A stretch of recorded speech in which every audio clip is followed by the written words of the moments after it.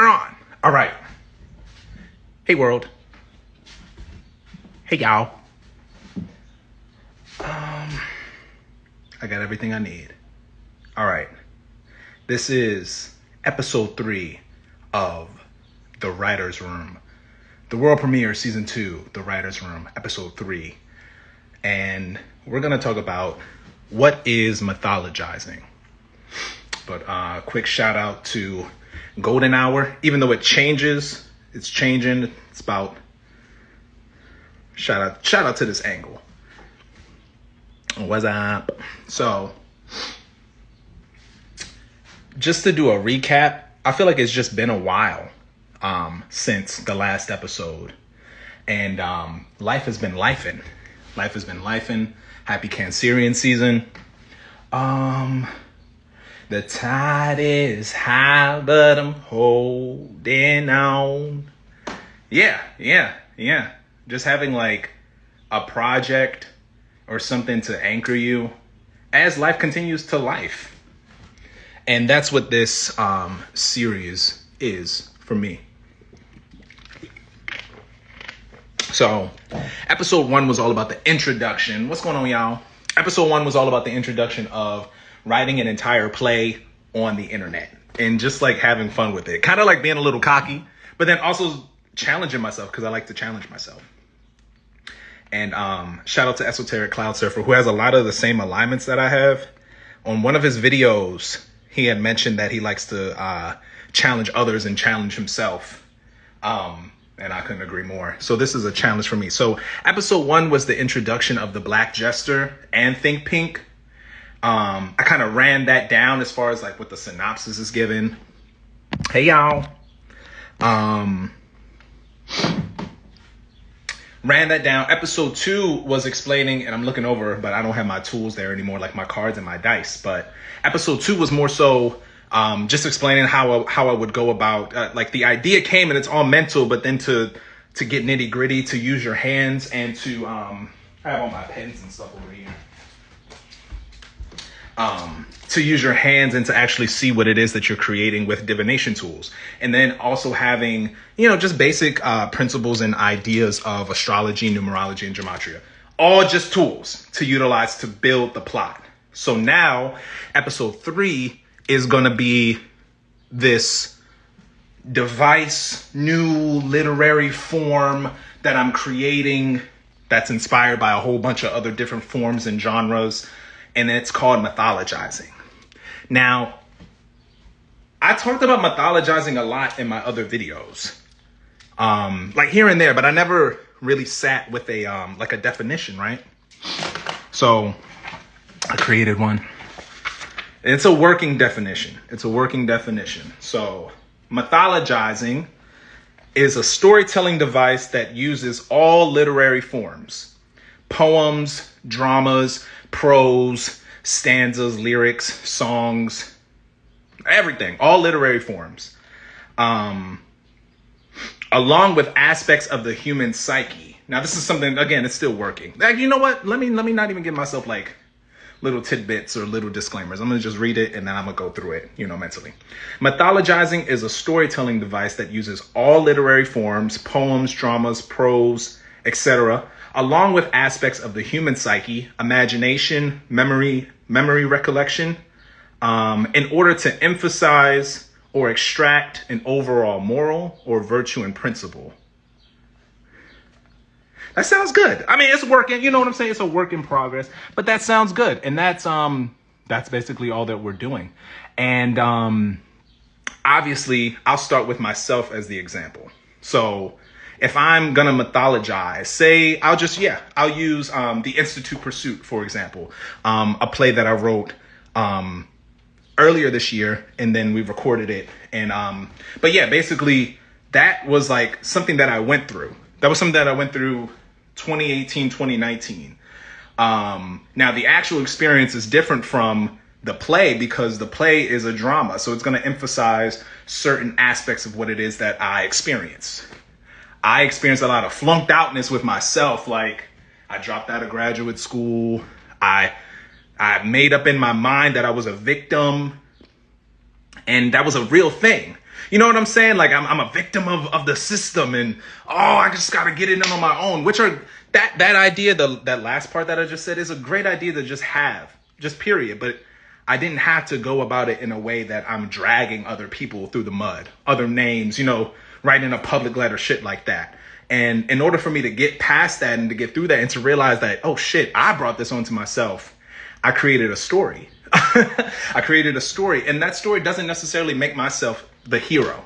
It doesn't necessarily say that my perspective and what I went through is an allegory for life or Jacob's Ladder or fucking the Jesus Christ superstar story. No, it's just something that I went through, and then to leave my footprints in the sand. And that's why the series is called Lost Dogs Chase Tails, because it's a play on words for, I'm a lost dog and I chase the tail, the story, my tail, in order to know what not to do next time, in order for someone else to know what not to do next time. If you're interested in reading the play, in order for my monkey ass not to know what to do next time.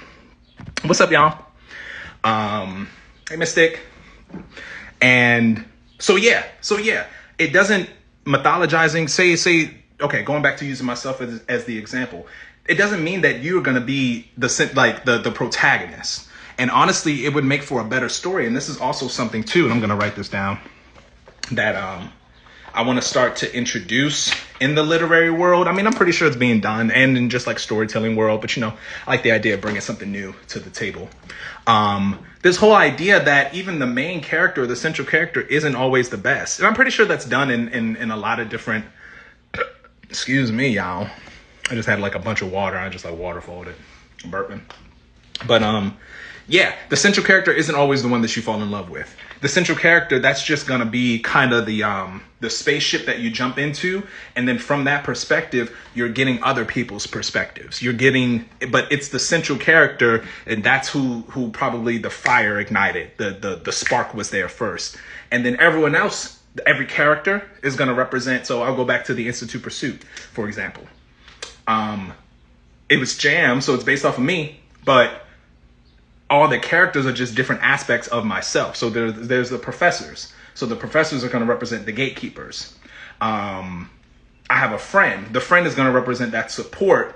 But then there's kind of like this misunderstanding, because as I'm becoming aware, aka moving into a different space, it's like you see your friend from across the street, like, all right, bye. And you keep moving and moving. All right, bye. But you can't hear them. Okay, then you close the door. It's a misunderstanding because you're just moving into a different place, into a different space. And that's what the central character is going to be doing. But let me get back, because I always get ahead of myself when I have like a good idea that I want to anchor down. But yeah, not every character is going to be good. And what we're introducing is this whole idea of detachment, the desires, understanding the desires. And I think that that's going to make the characters a lot more complex, because we all have shit that we're holding on to. So this mythology, like I said, going back to the original definition, still a work in progress, is the goal is to find an overall moral or an overall virtue and principle. And that's going to be done. I'm going to add this to the definition. Add to definition. That's gonna be done through the display of their desires. How about that?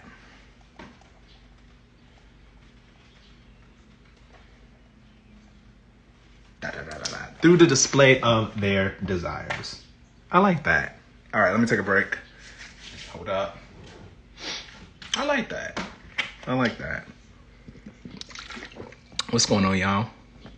Okay. So,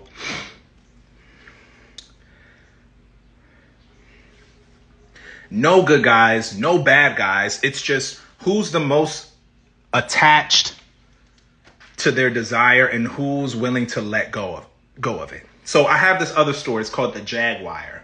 And I had posted it last fall, fall. Yeah. Sag season. excuse me. And there's this reverend character. Now, when I'm writing, or even when I'm just like in life and experiencing like theologians and shit, yeah, it's funny. It's like, haha, like you're theologians and you don't fucking understand what it means to like be spiritual today. Like there's that aspect. But then there's also that other aspect of like, damn, maybe these people really don't know better. And I say these people, just titles. Like, don't get me wrong, these people. You know, it can be anybody. It can be anybody. But these people, meaning the title, theologians, reverends, pastors, people in their own denominations of religion, whatever religion it is. But these people, going back to that, that's just all they know. Like, they don't know no better. That's how they make their money. Like, whether they have morality tied to it or not, whether they're trying to make it work or not, whether, you know, so that's not necessarily being bad, but they are super attached to that. They're super attached to that. And so this is the story of the jaguar that I'm describing. So I have the reverend character, a theologian, who's just super attached to his title. And from his title, he created his character, his man, you know, his avatar. But then opposing that is a character who isn't, you know, in a religion. He's kind of trying to make his own way, and that means just his own way of looking at life.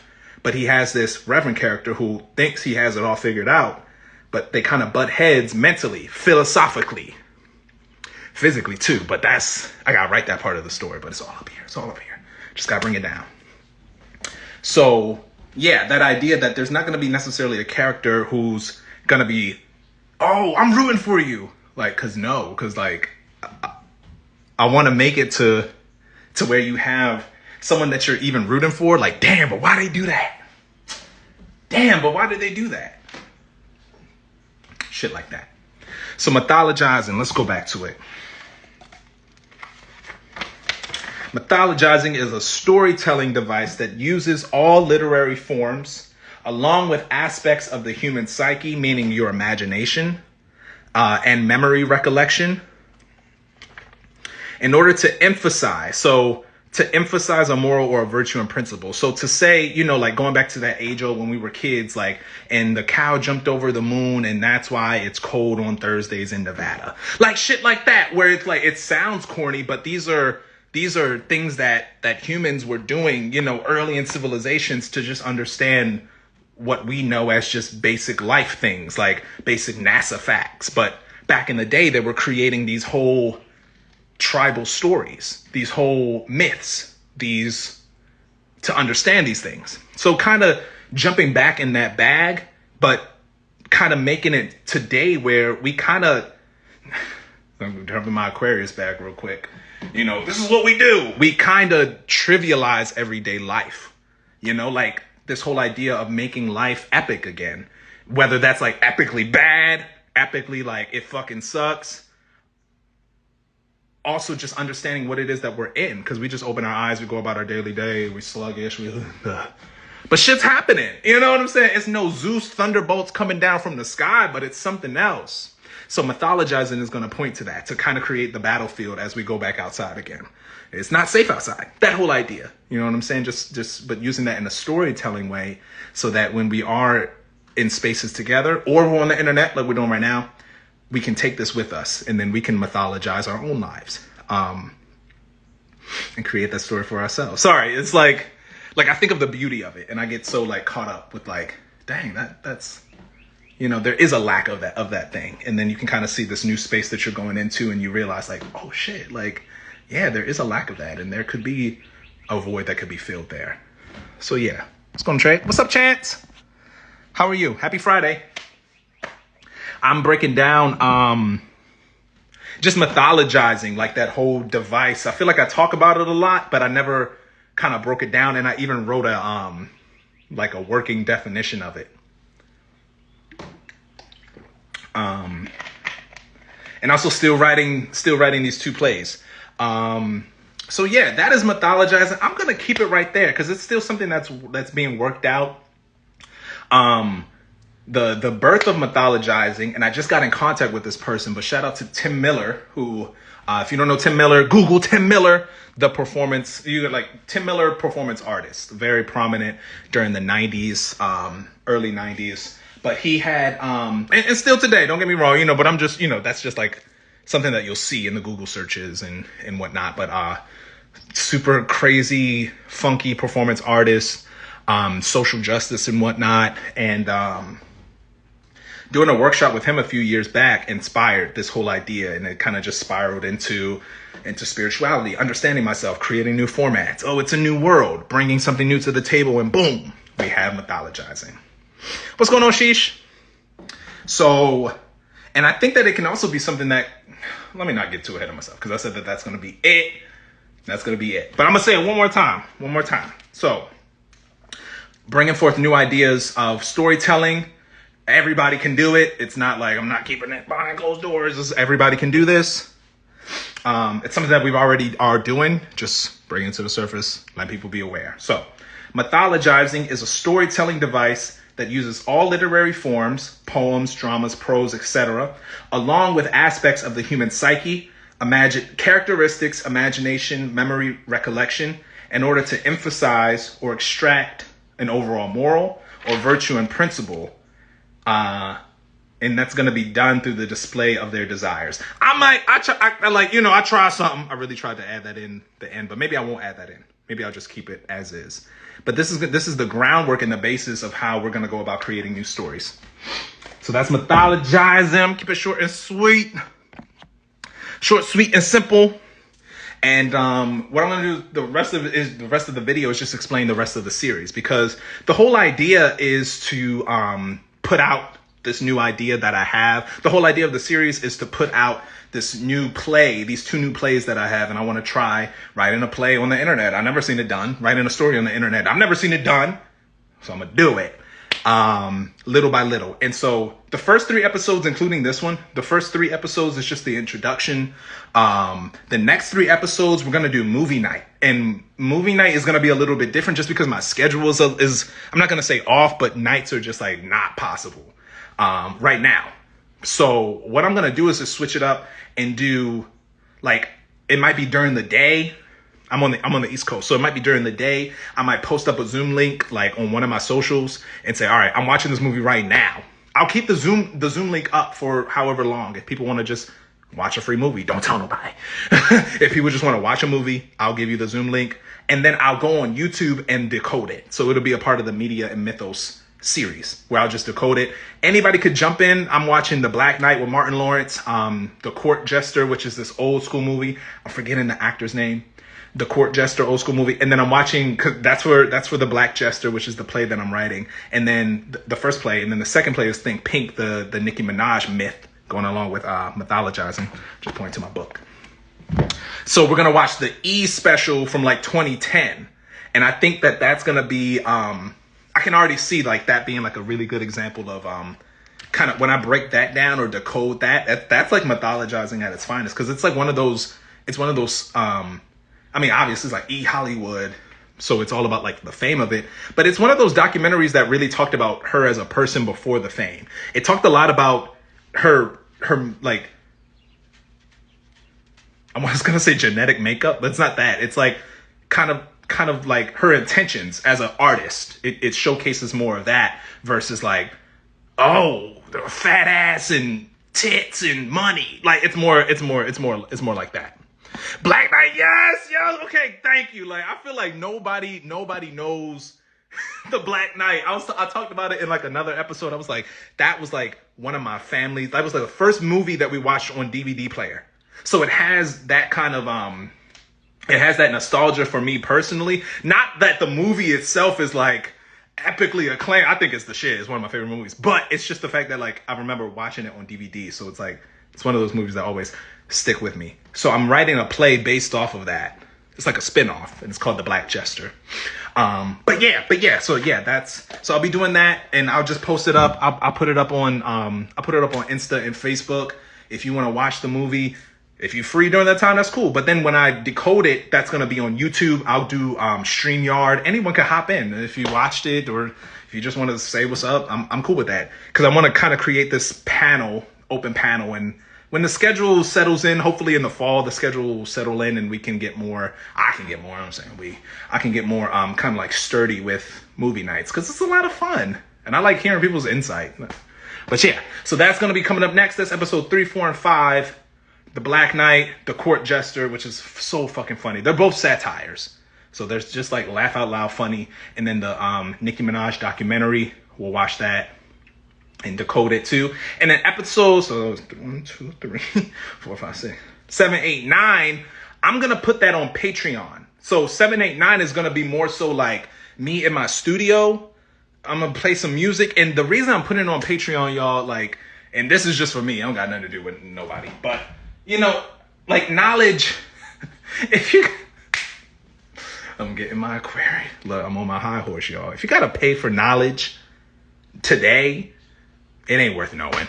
That's just where I'm at. Honestly, like, we'll work that out. We'll work out the kinks. But if you got to pay for knowledge right now, it ain't worth knowing. Like, knowledge is for everybody right now. But I'm putting it on Patreon, not because I'm like, I have some knowledge that, you know, because honestly, when I'm creating, I listen to music. I watch clips. I watch it 100 times and then create something from that.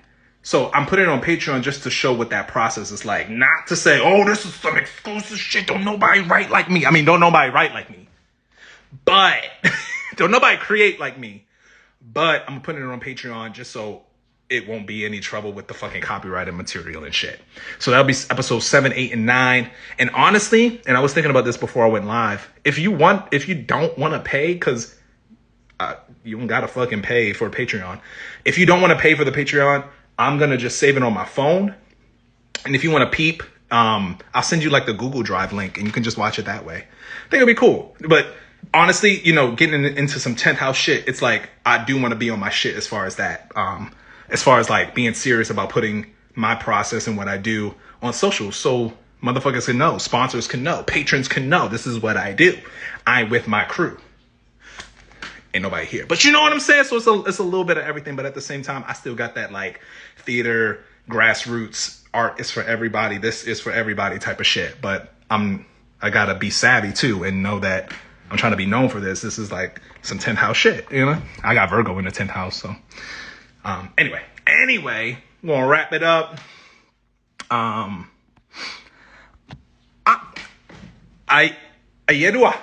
You have to tell me how to pronounce it now, because every time I see it, I'll be like sounding it out.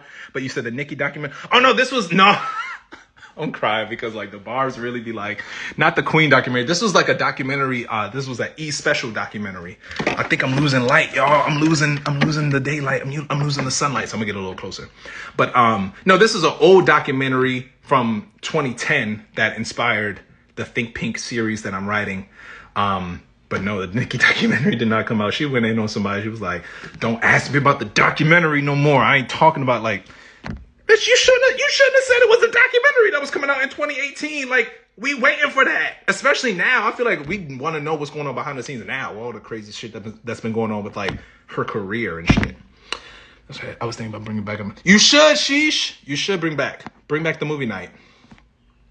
But yeah. I think that's about it. So I'm gonna keep it rocking. I'm gonna keep it moving.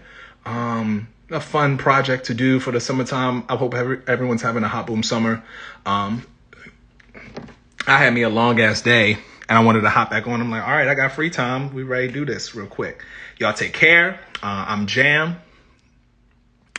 Hit me up if you want to know some more. Just about the process, my bad. I'm like reading comments and that. Movie night is in full effect. All right, y'all take care. Have a good weekend. And I'll see y'all, Jay.